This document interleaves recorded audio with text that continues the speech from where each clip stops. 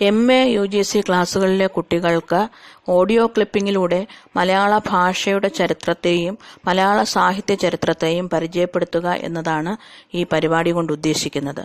മലയാള സാഹിത്യത്തിൽ ലഭ്യമായിട്ടുള്ള കുറിപ്പുകളെ തന്നെയാണ് ഓഡിയോ ക്ലിപ്പിങ്ങുകളായി ഇവിടെ അവതരിപ്പിക്കുന്നത്. വായിച്ചു മനസ്സിലാക്കാനുള്ള സാവകാശം ലഭിക്കാത്ത കുട്ടികൾക്ക് കേട്ടു മനസ്സിലാക്കാൻ കഴിയുമാറാണ് ഈ ഓഡിയോ ക്ലിപ്പിങ്ങുകൾ അവതരിപ്പിക്കുന്നത്. ഇത് ലഭ്യമായിട്ടുള്ള കുറിപ്പുകളെ തന്നെയാണ് ഓഡിയോ ക്ലിപ്പിംഗ് ആയിട്ട് അവതരിപ്പിക്കുന്നത്. മലയാള സാഹിത്യ ചരിത്രത്തെ പരിചയപ്പെടുന്നതിന് മുമ്പ് മലയാള ഭാഷയുടെ ചരിത്രമാണ് ഒരു സാഹിത്യ വിദ്യാർത്ഥി ആദ്യം അറിയേണ്ടത്. മലയാള ഭാഷയുടെ ഉൽപ്പത്തിയെക്കുറിച്ചും അതിന്റെ ചരിത്രത്തെയും കുറിച്ച് അല്പം ചില കാര്യങ്ങൾ ഇന്ന് നമുക്ക് കേട്ടു നോക്കാം. ചരിത്രാതീത കാലത്ത് ഭാരതം ഒരു ദ്രാവിഡ പരപ്പായിരുന്നു. ആര്യന്മാർ കുടിയേറിയതിനു ശേഷം ഉത്തര ഭാരതത്തിലെ ഭാഷയ്ക്ക് രൂപപരിണാമം വന്നു. അനന്തരം അത് ഉത്തര ദ്രാവിഡമെന്നും ദക്ഷിണ ദ്രാവിഡമെന്നും രണ്ടായി പിരിഞ്ഞു. ബ്രാഹ്വി, ഗോണ്ടി, മൽത്തോ, കുയി, കൊലാമി ഇവ ഉത്തര ദ്രാവിഡത്തിലെ അവശിഷ്ട ഭാഷകളാണ്. ദക്ഷിണ ഭാരതത്തിൽ, അതായത് വിന്ധ്യന് തെക്കുള്ള ഭാഷയിൽ പിന്നെയും കുറെ കാലം ദ്രാവിഡ തനിമ നിലനിന്നു. അതിനെ ആദി ദ്രാവിഡമെന്നോ വടുക തമിഴെന്നോ വ്യവഹരിച്ചിരുന്നു. ആര്യഭാഷാ സമ്പർക്കം മൂലം അതിൽ നിന്ന് തെലുങ്ക്, കന്നഡം ഇവ വേർതിരിഞ്ഞു. തിരുപ്പതി മുതൽ കന്യാകുമാരി വരെയുള്ള ദേശത്ത് ആര്യഭാഷാ സങ്കലനം കൊണ്ട് ദുഷിക്കാത്ത ഭാഷയെന്ന അർത്ഥത്തിൽ ചെന്തമിഴ്, അതായത് ചൊവ്വാക്കിയ തമിഴ് വ്യവഹരിച്ചിരുന്നു. ഇത് വ്യവസ്ഥാപിതമായിരുന്നു എന്നതിന് തൊൽക്കാപ്യം തന്നെയാണ് ഏറ്റവും വലിയ തെളിവ്. ദക്ഷിണ ഭാരതത്തിലെ തമിഴ്, തെലുങ്ക്, കന്നഡം, മലയാളം തുടങ്ങിയ ഭാഷകൾ ദ്രാവിഡ ഗോത്രജമാണെന്ന് കണ്ടെത്തിയത് ഡോക്ടർ കാൾഡ്വെലാണ്. അദ്ദേഹത്തിന്റെ ദ്രാവിഡ ഭാഷാ വ്യാകരണം താരതമ്യ പഠനം ഈ വിഷയത്തിൽ വെളിച്ചം വീശി. ആര്യഭാഷയുടെ കടന്നുകയറ്റമില്ലാത്തതും തിരുപ്പതിക്ക് തെക്കുള്ളതുമായ 12 നാടുകൾ തെൻപാണ്ടി, കുട്ടം, കുടം, കർക്ക എന്നീ വെൺപാവിൽ സൂചിപ്പിക്കുന്ന പ്രദേശങ്ങളാണ്.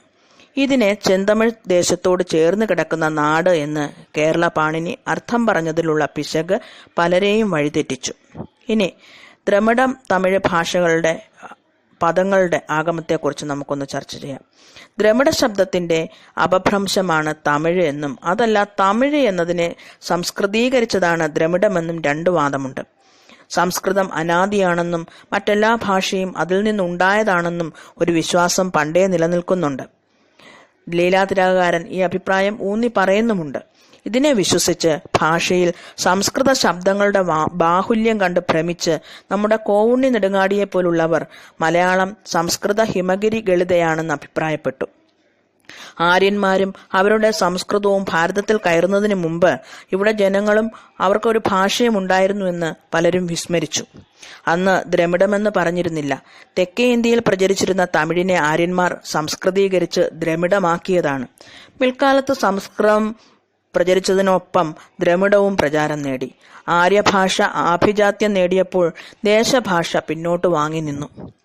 ദ്രാവിഡ ദേശത്തിന്റെ അതിര് ചുരുങ്ങുകയും ചെയ്തു. പല ഭാഷകളും സംസ്കൃത ഭവങ്ങൾ എന്ന വിശ്വാസത്തിൽ ഭാഷാപദങ്ങൾ സംസ്കൃതത്തിൽ നിന്നും നിഷ്പദിപ്പിക്കാൻ ശ്രമിക്കുകയും ചെയ്തു. ഇങ്ങനെയാണ് ശ്രീരാമ ശബ്ദത്തിന്റെ അപഭ്രംശമാണ് ചീരാമനെന്നും ജഡായുവിന്റെ അപഭ്രംശമാണ് ചടയനെന്നും ശൃംഖലയുടെ അപഭ്രംശമാണ് ചങ്ങലയെന്നും മറ്റും അനുമാനിക്കാനിടയായത്. സംസ്കൃതം പ്രചരിക്കുന്നതിന് മുമ്പ് ഇവിടെ ഭാഷ ഉണ്ടായിരുന്നെന്നും അത് ജനം വ്യവഹാരത്തിന് ഉപയോഗിച്ചിരുന്നു എന്നും ഉള്ള യാഥാർത്ഥ്യം മറന്നു.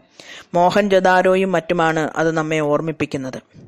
ദ്രാവിഡ, ദ്രമിഡ, ദ്രമിള, ദെവിളോ തമിഴ് എന്നാണ് കാൾഡ്വൻ തമിഴ് ശബ്ദത്തിന്റെ നിഷ്പാദനം കണ്ടെത്തുന്നത്. എന്നാൽ AR ആകട്ടെ തമിഴിന്റെ സംസ്കൃതീകൃത രൂപമാണ് ദ്രമിഡമെന്ന് വാദിക്കുന്നു. തമിഴ്, തമിഴ്, ദ്രമിള, ദ്രമിളം, ദ്രവിളം, ദ്രവിഡം. തമിഴിലെ ഴ സംസ്കൃതത്തിൽ ളായും ഡായുമാകും. ഇനി ദ്രാവിഡ ഭാഷകളുടെ പരസ്പര ബന്ധം പരിശോധിക്കാം. ദ്രാവിഡ ഭാഷകൾ എല്ലാം തന്നെ സംസ്കൃതത്തിൽ നിന്നും ഉണ്ടായതാണെന്ന വിശ്വാസം പരക്കെ നിലനിന്നു. സംസ്കൃതത്തിൽ നിന്നും വൻതോതിൽ പദങ്ങൾ ദ്രാവിഡ ഭാഷകൾ കടം കൊണ്ടിരുന്നു. അതേസമയം ചെറിയ തോതിൽ ദ്രാവിഡ ഭാഷാ പദങ്ങൾ സംസ്കൃതത്തിലും കടന്നുകൂടിയിട്ടുണ്ട്. എന്നാൽ പദസങ്കലനം കൊണ്ട് ഭാഷകളുടെ പരസ്പര ബന്ധം ഒരിക്കലും നിർണയിക്കാനാവില്ല. വ്യാകരണ ഘടനയാണ് ഭാഷയുടെ വ്യക്തിത്വം നിർണയിക്കുന്നത്. സംസ്കൃതവും ദ്രാവിഡവും തമ്മിൽ വ്യാകരണ കാര്യത്തിൽ വിദൂര ബന്ധം പോലുമില്ല. എന്നാൽ ദ്രാവിഡ ഭാഷകൾ തമ്മിൽ വ്യാകരണപരമായ സാദൃശ്യം കാണുന്നുമുണ്ട്. മലയാളത്തിന് വ്യാകരണ വിഷയത്തിൽ കൂടുതൽ ബന്ധം കാണുന്നത് തമിഴിനോടാണ്.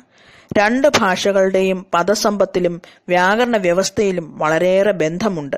ഒരു ഭാഷയുടെ തന്നെ രൂപാന്തരമാണ് രണ്ടുമെന്ന് സംശയിക്കത്തക്ക സാദൃശ്യവുമുണ്ട്. ചെയ്യുന്നു എന്ന മലയാള ക്രിയയ്ക്ക് ഷെയ്കിൻറേൻ തമിഴ് ക്രിയയിൽ പുരുഷ പ്രത്യയം വന്നു മാത്രം. ചെയ്യുന്നു, ഷെയ്കിറേൻ. സ്ത്രീലിംഗവും പുല്ലിംഗവും ക്രിയയോട് ചേരുന്നു എന്നുള്ളൊരു വ്യത്യാസമാണ് അവിടെ കാണുന്നത്. എന്നാൽ തെലുങ്കിനും കന്നഡത്തിനും ഇത്രയും സാദൃശ്യം ഇല്ല. വിഭക്തി പ്രത്യയങ്ങൾ, പേരച്ച രൂപങ്ങൾ, നിഷേധ രൂപങ്ങൾ ഇവയിലും സാദൃശ്യമുണ്ട്. എന്നാൽ തമിഴ്, തെലുങ്ക്, കന്നഡം ഇവ പരിശോധിച്ചാൽ തെലുങ്കും കന്നഡവും തമ്മിലാണ് കൂടുതൽ അടുപ്പം. അധികരവും ഘോഷവും പദാദിയിൽ ചേർക്കുന്ന രീതി ഈ രണ്ട് ഭാഷകളും തുടരുന്നു. മലയാളത്തിൽ ക, ച, ഡ, ത, പ, യ, ര, ല, വ ഇവ മാത്രമേ പദാദിയിൽ വരികയുള്ളൂ. ട ഇല്ല. ക, ച, ത, പ, യ, ര, ല, വ ഇവ മാത്രം. മറ്റു വർണ്ണങ്ങൾ ചേർന്ന പദങ്ങൾ സംസ്കൃതത്തിൽ നിന്നുമാണ് കടന്നു വന്നിട്ടുള്ളത്. നമ്മൾ ഉപയോഗിക്കുന്ന മലയാള ഭാഷയിൽ ധാരാളം ഇംഗ്ലീഷ് പദങ്ങൾ കടന്നു വരുന്നുണ്ട്. ഒരു കാലഘട്ടം കഴിയുമ്പോൾ ഒരു ഭാഷാ വിദ്യാർത്ഥി മലയാളത്തിന്റെ ചരിത്രം അന്വേഷിക്കുമ്പോൾ ഇംഗ്ലീഷ് ഭാഷയിൽ നിന്നാണ് മലയാളം രൂപപ്പെട്ടത് എന്ന് വേണമെങ്കിൽ പറയത്തക്ക വിധത്തിൽ ഇംഗ്ലീഷ് പദങ്ങളുടെ ആധിക്യം നമുക്ക് കാണാവുന്നതാണ്. എന്നാൽ ഒരു കാര്യം മനസ്സിലാക്കേണ്ടത്, ഇംഗ്ലീഷിന്റെ വ്യാകരണവും മലയാളത്തിന്റെ വ്യാകരണവും തമ്മിൽ അജഗജാന്തരമുണ്ട്. അതുകൊണ്ട് തന്നെ ഇംഗ്ലീഷിൽ നിന്നല്ല മലയാളം നിഷ്പാദിച്ചത് എന്ന് നമുക്ക് സംശയലേശമെന്നേ സ്ഥാപിക്കാൻ കഴിയും. അതായത് ഇവിടെ പ്രധാനമായും പറയുന്ന കാര്യം, ഒരു ഭാഷയുടെ ഉൽപ്പത്തിയെക്കുറിച്ച് നമ്മൾ ചർച്ച ചെയ്യുമ്പോൾ അതിന്റെ വ്യാകരണ വശങ്ങളാണ് പരിശോധിക്കേണ്ടത്. പദങ്ങൾ എവിടെ നിന്ന് വന്നു എന്നതിലുപരി പദഘടന, പദങ്ങൾ തമ്മിലുള്ള ചേർച്ച ഇവ എങ്ങനെയാണ് എന്നുള്ളതാണ് പ്രധാനമായും വിലയിരുത്തേണ്ടത്.